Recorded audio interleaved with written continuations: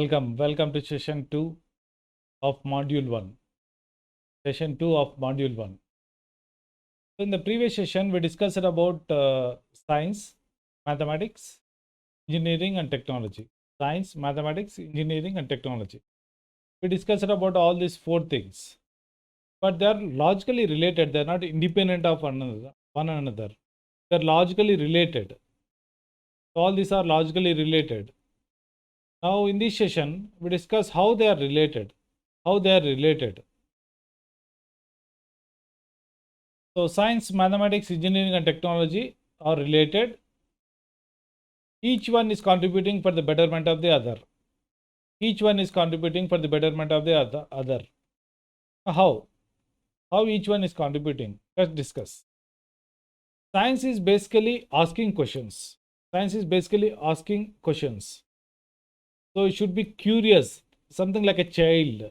Something like a child. Child has huge number of doubts, huge number of questions. As an adult, we sometimes fail to answer their questions. So science is also about asking questions. Science is also about asking questions. Ask questions, try to find a solution. Find a solution, find a solution, like that. So questions will come, answers will be given. So like that. And what this technology does is, it enables us to ask or think about deeper questions. And it eases the task. Basically it eases the task, but it in terms of asking questions, it allows us to ask deeper questions. It allows us to ask deeper questions. And maybe if you ask deeper questions, you get better solutions.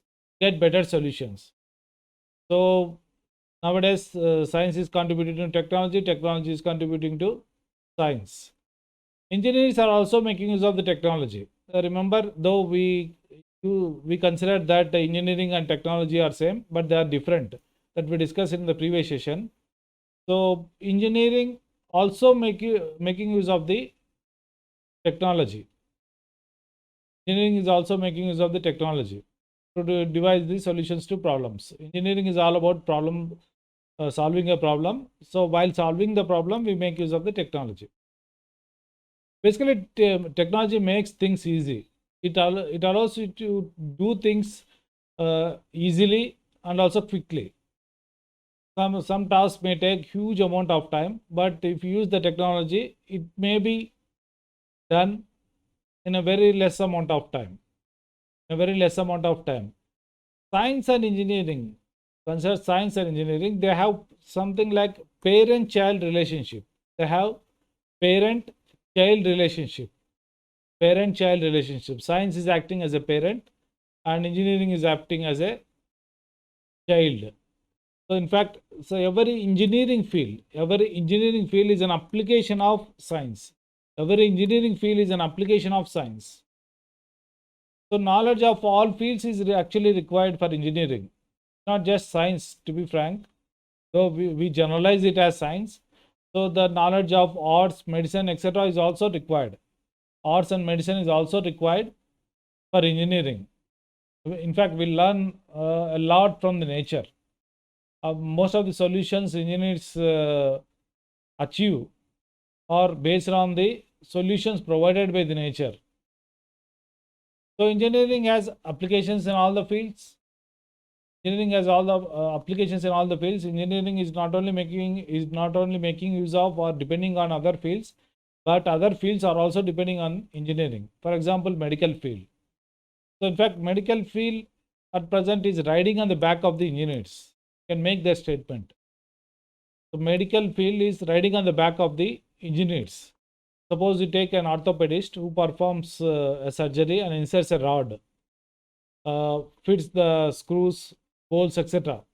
What is that? It's actually engineering. Rod is designed by engineers, bolts, nuts, etc. are designed by the engineers. They are placed inside the body of a person.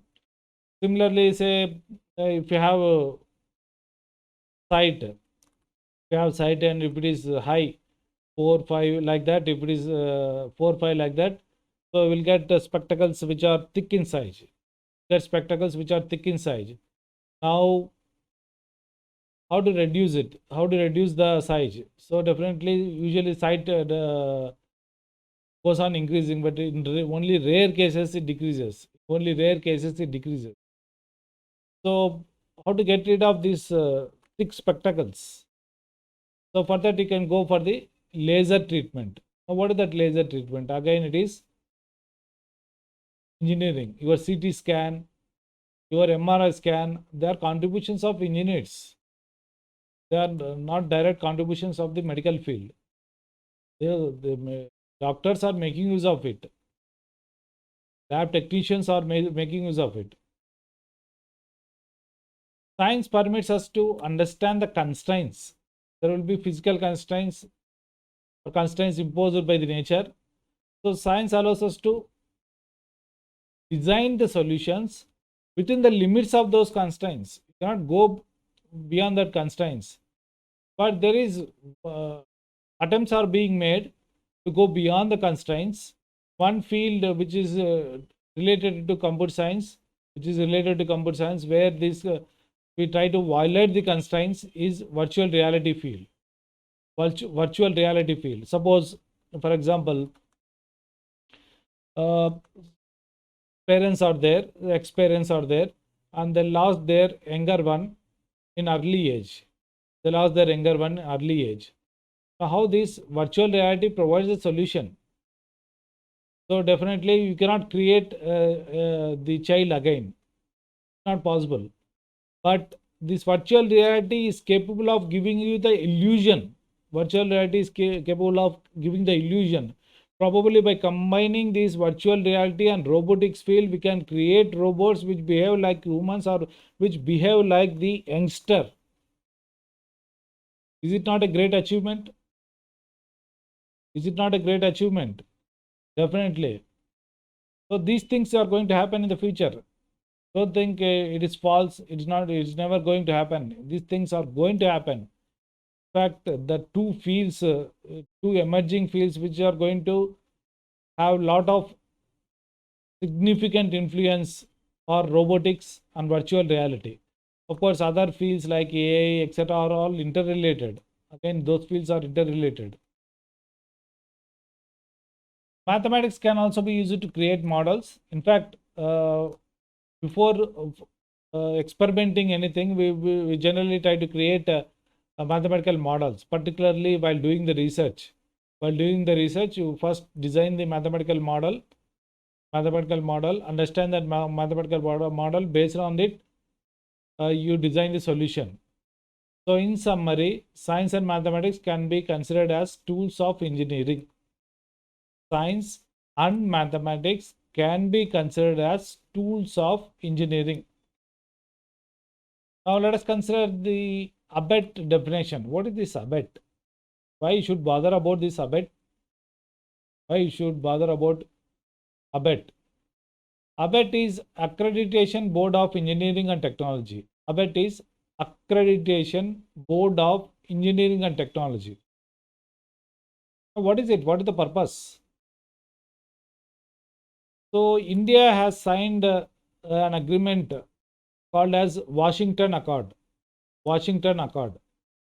So if you sign in that Washington Accord, that means the degrees which are done in India are valid elsewhere also. So there is compatibility of, there is a problem of compatibility of degrees. Suppose you do the BTech degree here. Suppose you go to US. Now if they say it's not valid, we don't recognize it, it's a big problem. It's a big problem. In a global village, it is a big problem. So our degree should be recognized in USA, and also USA degree should be recognized in India. So for that, there should be some standard. That means the degrees of USA and India should have some standard. That standard is defined by this ABET. The standard is defined by ABET. So ABET defines engineering as the profession. So it's a professional field in which knowledge of mathematical and natural sciences. So knowledge of both mathematics is required So in engineering, mathematics is compulsory, and also natural sciences is also required. So we learn from science, we learn from nature. So knowledge of mathematical and natural sciences is required, and it is gained by study, experience, and practice. Study, experience, and practice. Okay, you study them, study something, you understand, fine. But experience teaches you more than that. Experience teaches you more than that. And skills usually require practice. Any skill requires practice. So three are involved there. And we develop ways to economically utilize these materials and forces of nature. So you should make use of the materials. It can be soil, stones, etc. Whatever may be the material. You should economically use the material, and also forces of nature. Forces of the nature in the sense that we can say air, water, etc. We should use them economically, and this should be used for the benefit of the mankind, not against the society, for the benefit of the mankind, for the benefit of the mankind. That is engineering. So there is similar term called as engineering technology. There is similar term called as engineering technology. What is that? The part of the technological field that requires the application of scientific and engineering knowledge. Scientific and engineering knowledge combined with the technical skills. Combined with the technical skills. That is more important here. So for engineering, these technical skills are required, and it becomes engineering technology. So engineering is based on mathematics and science. Apart from it, you add technology. You get engineering technology. So you have different types of skills. If you consider the skills, so based on the skills, you can place the persons at different levels. One is craftsman, the next is technician, craftsman, technician, technocrat or technologist, and then engineer. So craftsman, technician, technologist, and engineer. Okay, nowadays we are more interested in the technology. In fact, based on what you study, you are more close to technologist, or you can be called as technologist. Of course, you are close to engineering, so you are far better than the technician. Okay,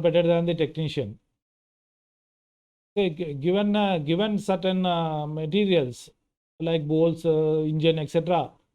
Maybe technician can build, say, a car. The car technician can build a car. Maybe if somebody knows about the tractor, he can build the tractor. But the technician will be able to build either car or tractor. But engineer, given these materials, he can build anything. That's how you are different from craftsman, technician, and even this technologist. But because of the value that technology has nowadays, because of most of the openings are related to technologists, not engineers. So we study or we concentrate more on the technology. So why we should know about those two things, engineering and engineering technology? What is that? Why we are interested? So we are interested because you should know the degree that is given to you. What is the degree that is given to you? Is it Bachelor of Engineering or Bachelor of Technology?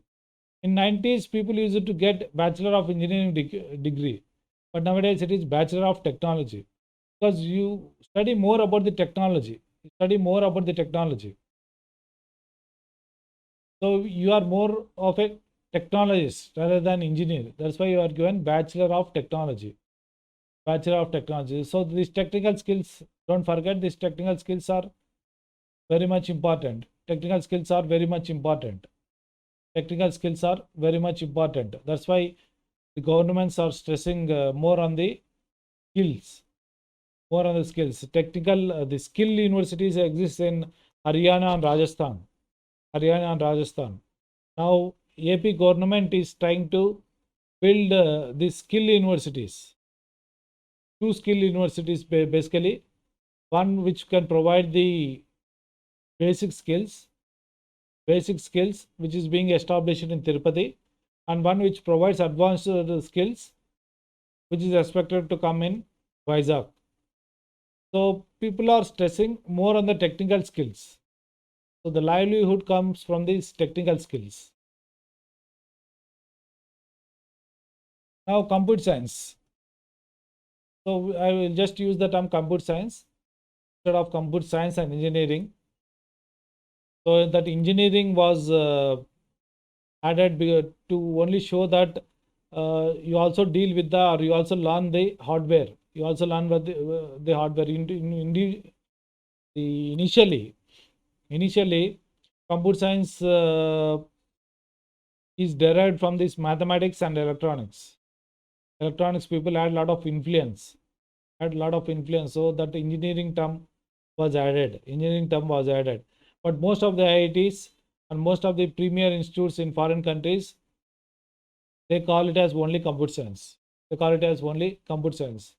And one beauty or difference of computer science is it deals with non-tangible objects. Deals with software which is a non-tangible object. All other engineering fields with what are called as tangible objects. Tangible objects means your brick, wheel, so your smartphone, etc. They are tangible. That means you can touch them. But software, can you touch? No. Software can only be experienced. The effect of software you can experience. So please remember, usually the non-tangible objects control the tangible objects. Non-tangible objects control the tangible objects. So for example, this air, water, not water, air can be taken as a non-tangible object. God can be taken as a non-tangible object. So God controls. So they control the tangible objects. So non-tangible objects control the tangible objects. So computer science is not only a separate professional engineering field, it is also a profession, but it has its applications across all the fields. So in fact, there is no field where computers are not used nowadays, or the knowledge of computer science is not used. So there is no such field. And there is one paragraph, one statement that is written in the book Code Complete. If possible, you can read it. It's a very good book. So which says something about computer science. In which field you can find, you can go into a air-conditioned room, which is sterilized, but you still deal with viruses, trojans, horses, bombs, etc. So it is only in the computer science field. We'll know about these viruses. It's not the virus, coronavirus, etc. It's the computer-related viruses, computer-related bombs, bugs, logical bombs, etc. So we go into a sterilized room, air-conditioned, and we work on viruses, trojans, etc.